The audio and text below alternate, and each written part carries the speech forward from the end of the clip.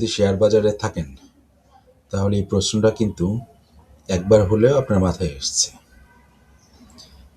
যখন আমরা ফার্মাসিউটিক্যাল সেক্টরে ইনভেস্ট করতে যাই বা ট্রেড করতে যাই, বিনিয়োগ করতে যাই, তখন প্রশ্নটা আমাদের মাথার মধ্যে ঘুরে। প্রশ্নটা হচ্ছে, নাভানা ফার্মা ভালো নাকি স্কয়ার ফার্মা ভালো? যদি আমরা স্কয়ার ফার্মাটা দেখি, স্কয়ার ফার্মাটা হচ্ছে মার্কেট লিডার, বছরের পর বছর ধরে ওরা প্রফিট করছে এবং ইনভেস্টরদের জন্য খুব প্রিয় একটা স্টক। পাশাপাশি যদি আমরা নাভানা ফার্মাটাকে দেখার চেষ্টা করি, এটা তুলনামূলকভাবে ছোট বলতে পেড আপ ক্যাপিটাল কম, এবং ওদের গ্রোথ অপরচুনিটি আছে। যেহেতু গ্রোথ অপরচুনিটি আছে, তাহলে পাশাপাশি ওদের রিস্কও আছে, রিস্কের পরিমাণও বেশি। তো মূল বিষয় হচ্ছে, আজকে আমরা দাম নিয়ে আলোচনা করব না এবং কোনো গুজবের নিয়েও আলোচনা করব না। আমরা দেখব হচ্ছে ডেটা, ব্যবসা আর ভবিষ্যৎ সম্ভাবনা দিয়ে বিচার করব। ভিডিও শেষে আপনি নিজেই বলতে পারবেন আপনার জন্য কে আসল বিজয়ী, নাভানা ফার্মা নাকি স্কয়ার ফার্মা।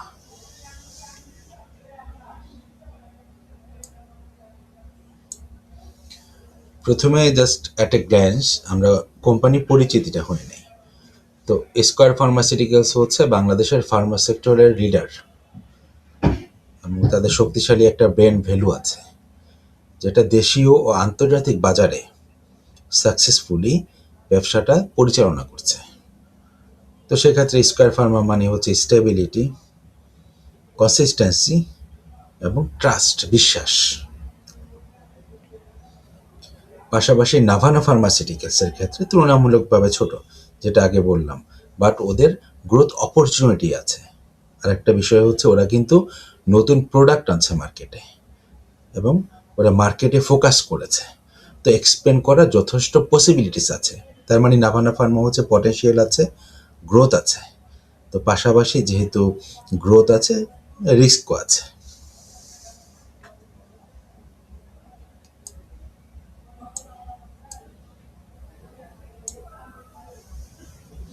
এবার আসুন আমরা ব্যবসার মডেলটাকে তুলনা করি দুটো অর্গানাইজেশনের সাথে। স্কয়ার ফার্মার বিজনেসের শক্তিমত্তা বা বিজনেস স্ট্রেংথ হচ্ছে ওদের বিশাল প্রোডাক্ট পোর্টফোলিও আছে, মানে প্রোডাক্ট রেঞ্জটা অনেক বড় এবং ডিস্ট্রিবিউশন চ্যানেলটা বেশ শক্তিশালী। গবেষণা এবং নতুন ড্রাগে তারা বিনিয়োগ করছে, রিসার্চ অ্যান্ড ডেভেলপমেন্ট, R&Dতে ওদের ব্যাপক পরিমাণ ইনভেস্টমেন্ট আছে এবং ওদের এক্সপোর্ট ইনকাম ক্রমাগত বাড়ছে। তো স্কয়ার ব্যবসা করে সিস্টেম দিয়ে, বলা যায় ওদের সিস্টেমটা ভালো, যে কারণে বছরের পর বছর ওরা টিকে আছে।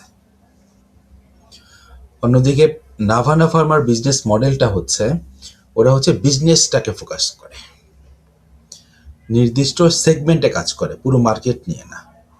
ওদের নিশ মার্কেট বা ওদের নির্দিষ্ট যে সেগমেন্ট আছে, এই সেগমেন্টে কাজ করে, যে কারণে তুলনামূলক কম খরচ হয় ওদের এবং গ্রোথ ড্রিভেন একটা অ্যাপ্রোচ আছে।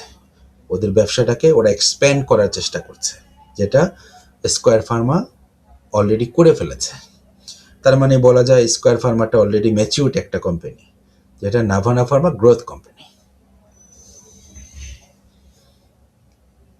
তো নাভানা ফার্মা ব্যবসা করে অপরচুনিটি দিয়ে।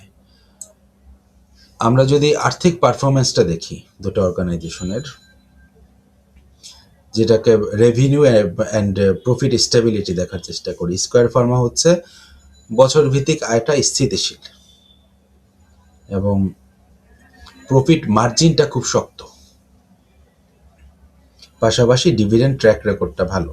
এটা হচ্ছে স্কয়ার ফার্মার ক্ষেত্রে। আর নাভানা ফার্মার ক্ষেত্রে ওদের আয়টা, প্রফিটটা ওঠানামা করে, মানে স্টেডি না। প্রফিট গ্রোথ আছে কিন্তু কনসিস্টেন্ট না। এক্সপেনশনের কারণে খরচ বেশি হবে, যদি ওরা এক্সপেনশনে যায় সেক্ষেত্রে খরচটা বাড়বে, খুব স্বাভাবিক একটা বিষয়। এখানে প্রশ্নটা গুরুত্বপূর্ণ, আপনি স্টেবিলিটি চান নাকি আপনি গ্রোথ চান? যদি স্টেবিলিটি চান সেক্ষেত্রে আপনার জন্য হবে স্কয়ার ফার্মা, আর যদি গ্রোথ চান সেক্ষেত্রে আপনার জন্য পারফেক্ট হবে নাভানা ফার্মা। বাট এখানে কিন্তু you have to bear the risk. এর সাথে অ্যাসোসিয়েট যে রিস্কগুলো আছে এটা আপনাকে বেয়ার করতে হবে। তো এই পর্যায়ে আসি আমরা রিস্ক ফ্যাক্টরগুলোকে একটু অ্যানালাইসিস করার চেষ্টা করি। স্কয়ার ফার্মাতে যদি আমরা ইনভেস্ট করি সেক্ষেত্রে ঝুঁকি কী কী থাকতে পারে? খুব বড় হওয়ার আর অপরচুনিটি নাই স্কয়ার ফার্মার, যা হওয়ার হয়ে গেছে। ওদের রেগুলেটরি প্রেশার আছে, সব অর্গানাইজেশনেরই থাকে, তো স্বাভাবিকভাবে স্কয়ার ফার্মারও আছে এবং মার্কেট স্যাচুরেট হতে পারে। আর নাভানা ফার্মার ঝুঁকি হচ্ছে ডেপথ প্রেশারটা অনেক বেশি, মানে ওদের লোন আছে, প্রচুর লোন আছে, কম্পিটিশনটা দিনে দিনে বাড়ছে, ইন্টেন্স কম্পিটিশন, এবং আর্নিংসটা ভোলাটাইল একটা আর্নিং ওদের, কনসিস্টেন্ট, এটাই ওদের রিস্ক। তো দুটো অর্গানাইজেশনের ঝুঁকিটাকে বিশ্লেষণ করে যদি একদম সত্য একটা কথা বলা হয় সেটা হচ্ছে বেশি সম্ভাবনা ইকুয়াল টু বেশি ঝুঁকি, আর বেশি নিরাপত্তা ইকুয়াল টু কম রিটার্ন।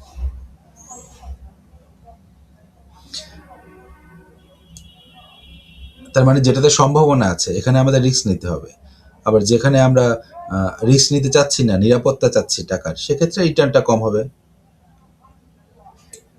তো অনেক ইনভেস্টর কি করে জানেন?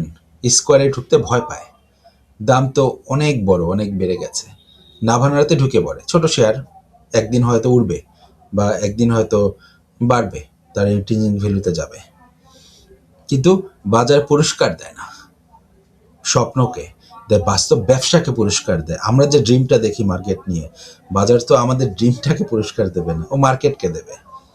তো প্রশ্ন করুন নিজেকে, আমি কি ধৈর্য ধরতে পারি? আমি কি ভলাটিলিটি সহ্য করতে পারি? আমি ট্রেডার না ইনভেস্টর? তাহলে এখন কথা হচ্ছে কোন ইনভেস্টরদের জন্য কোন স্টকটা?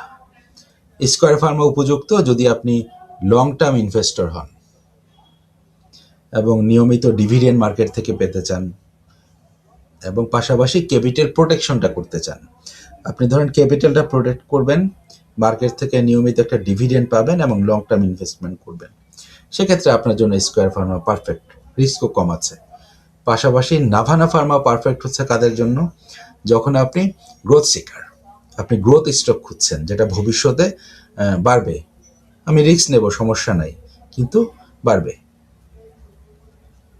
তো ঝুঁকি নিতে পারেন এবং দীর্ঘ সময় অপেক্ষা করতে পারেন। কবে বাড়বে, কবে ডাবল হবে, সেটা তো আর স্পেসিফিকভাবে কারো পক্ষে বলা সম্ভব না। তো ভুল করবেন না, একটা ভালো কোম্পানি সবার জন্য ভালো বিনিয়োগ, আমাদের কোম্পানির সিলেকশনটা পারফেক্টলি করতে হবে। তো এখন কথা হচ্ছে, যেটা আমাদের ভিডিও টাইটেল ছিল, কে আসল বিজয়ী? সত্যিটা হলো একজন চ্যাম্পিয়ন নেই, বিজয়ীটা আমাদের নির্ভর করবে আপনার লক্ষ্য অনুযায়ী, আপনার সময় অনুযায়ী এবং আপনার মানসিকতা অনুযায়ী। স্কয়ার ফার্মা ইকুয়াল টু হচ্ছে কনসিস্টেন্সি, আর নাভানা ফার্মা হচ্ছে পটেনশিয়াল, যাদের গ্রোথ অপরচুনিটি আছে। আজকের ভিডিও যদি আপনাকে ভাবতে বাধ্য করে তাহলে এই কন্টেন্ট সফল।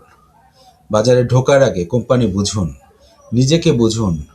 ভিডিও ভালো লাগলে লাইক দিন, কমেন্টে লিখুন আপনি কোনটা বেছে নিতেন এবং কেন বেছে নিতেন, এবং বাস্তব বিশ্লেষণের জন্য চ্যানেলটি সাবস্ক্রাইব করুন। এই ভিডিওটি শুধুমাত্র শিক্ষামূলক উদ্দেশ্যে, এটি কোনো বাই বা সেল পরামর্শ দিচ্ছে না। ভালো থাকবেন, আসসালামু আলাইকুম।